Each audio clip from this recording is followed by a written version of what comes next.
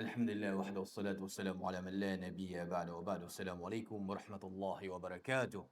Alhamdulillah mga minamahal kong kapatid, magulang sa pananampalatayang Islam, na naisagawa natin ang ating mga obligasyon bilang mga mananampalataya, bilang mga Muslim, ito'y walang iba kundi ang sala.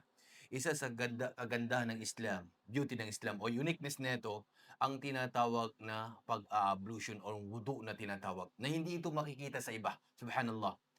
Ang pagwudu o ang ablution, imagine bago ka papasok ng masjid para isagawang sala, kailangan ang tinatawag na wudu na hindi ito makikita sa ibang mga pananampalataya. At dito lamang ito makikita sa atin o sa pananampalatayang Islam. At halina kunin natin ang kabutihan nito na kung saan mula sa isang hadith na binanggit ng mahal na sugo sallallahu alaihi wasallam, من توضأ فأحسن الوضوء خرجت خطاياه من جسده حتى تخرج من تحت أظفاره. Na kung saan sino man ikang nag-ablution, nagwudu, inayos niya ang kanyang pag-ablution, na kung saan lalabas sa kanyang, mula sa kanyang mga katawan ang kasalanan hanggang sa lalabas ito sa kanyang mga kuko. Allahu Akbar. Imagine yung mga kasalanan. Of course, ito yung mga minor sins na tinatawag.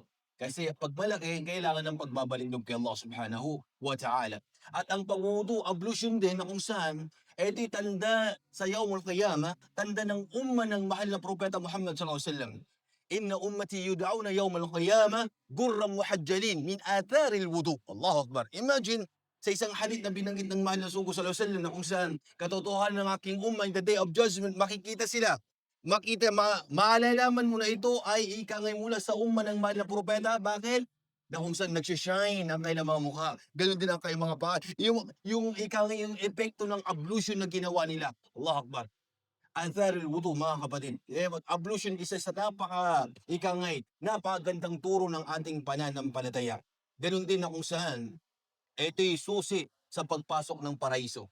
Sa isang hadith na binanggit, man asbagal wudu fa ahsana ثم قال أشهد أن لا إله إلا الله وحده لا شريك له وأشهد أن محمدا عبده ورسوله اللهم اجعلني من التوابين واجعلني من المتطهرين فتحت له أبواب الجنة الثمانية يدخل من أي شاء. Subhanallah. Sa isang hadith na binanggit, after na magawa mo makumpleto ang wudu, naayos mong pag-ablution mo, sinabi mo, sumaksi ka na walang ibang Diyos na dapat samay maliban kay Allah. Si Muhammad ay sugo ni Allah. I-open sa kanya ang pintuan o mga pintuan ng paraiso. Iman thamanya, 8 na pintuan na gate ng paraiso ay open sa kanya at papasok siya dito saan man niya dito gustuin. Allahu Akbar. Imagine kabutihan ng pag-ablution, mga kapatid. At ito minamahal ni Allah, ito mga taong pinapangalagaan ng kailang mga kalinisan. Inna Allah yuhibbut tawwabin wa yuhibbul mutatahhirin. Katotohanan, minamahal ni Allah ang lagi nang nagbabalik loob sa Kanya at sila na kung saan nagpakadalisay. Tulad ng pag-ablution, pagliligo, nilinis ang kanyang katawan sapagkat ito'y turo ng ating pananampalataya.